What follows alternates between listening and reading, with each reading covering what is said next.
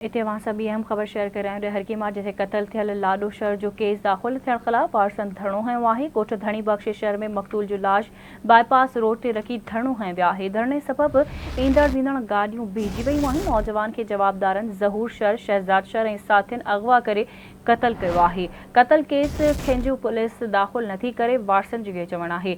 हरकी मां ख़बर मां सां शेयर कर रहिया आहियूं। कतल थियल लाडो शहर जो केस दाख़िल न थियण खिलाफ वारसन धरणो हयो आहे। ओठ धणी बख्श में मक़तूल जो लाश बाईपास ते रखी धरणो हयो वियो।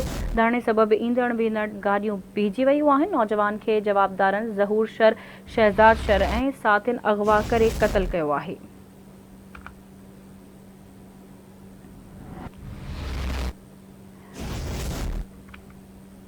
हरकी मां ख़बर आहे जिथे कतल थियल लाडो शहर जो केस दाख़िल न थियण खिलाफ वारसन धरणो हयो आहे। कोट धणी बख्श शहर में मक़तूल जो लाश बाईपास रोड ते रखी धरणो हयो वियो आहे। अहम ख़बर खां मांखे आगाह करे रहिया आहिनि। धरणे सबब ईंदड़ वेंदड़ गाड़ियूं बीहजी वयूं आहिनि। नौजवान के जवाबदारनि ज़हूर शहर, शहजाद शहर ऐं साथियुनि अगवा करे कतल कयो आहे। तफ़सील ॿुधाइण लाइ असां लाइन ते मौजूदु आहे आवाज़ न्यूज़ रिपोर्टर रमेश कुमार। जी रमेश, छा तफ़सील आहिनि, आगाह कजो।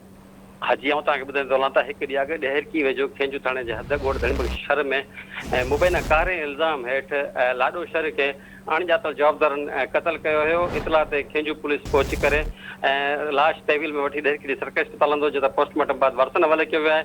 ऐं वारसन जो चवणु आहे त असांजो केस जेको आहे ज़हूर शहर ऐं ॿियनि ख़िलाफ़ दाख़िल कयो वञे ऐं अहिड़ो केस खेंजू पुलिस पारां दाख़िल न करण खिलाफ़ वारसन मक़तूल जो लाश खणी करे दहरकी जे बाईपास ते रखी करे एहतजाजी मुज़ाहिरो करे धरणो आयो आहे। जंहिं सबब ट्रैफिक हिन वक़्त ताईं मुअतल आहे। सिंध पंजाब ईंदड़ वेंदड़ गाॾियूं समन जी तादाद में बीहजी वियूं आहिनि। उन मौक़े ते मक़तूल जे वारिस अरशद शहर ऐं ॿियनि सहाफ़ियुनि सां ॻाल्हाईंदे चयो आहे त खेंजू पुलिस जेका जवाबदारनि खिलाफ़ ना ई कार्रवाई करे थी, ना ई उन्हनि खिलाफ़ केस दाख़िल करे थी। उनजो इहो चवणु आहे त जवाबदार दुर्बासर आहे। इन जे करे खेंजू पुलिस उन्हनि खिलाफ़ केस दाख़िल नथी करे।